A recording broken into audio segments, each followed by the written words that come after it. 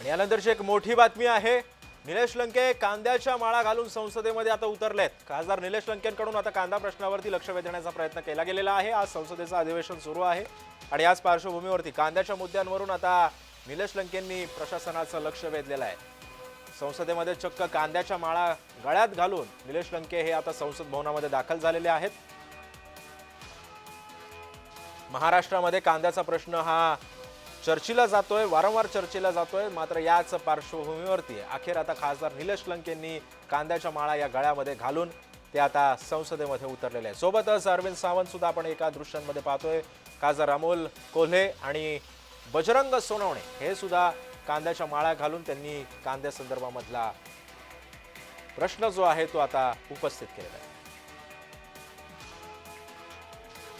कांदा प्रश्नावरती लक्ष वेधण्याचा या खासदारांकडून आता सध्या प्रयत्न केला जातोय।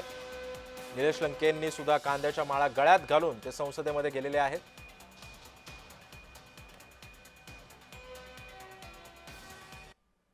महाराष्ट्रामध्ये सगळ्यात जास्त सरासरी उत्पादनाचा विचार केला तर कांदा याचं उत्पादन जास्त होतं आणि त्या कांद्याचे भाव एकदम गडगडलेले। 10-12 रुपये किलो जर कांद्याचे भाव होत असेल तर शेतकऱ्याला कर्जाशिवाय पर्याय नाही आणि त्याला फाशी घेतल्याशिवाय पर्याय नाही, आत्महत्या केल्याशिवाय। त्या कांद्याचे बाजार वाढले पाहिजे ही आमची मागणी आहे।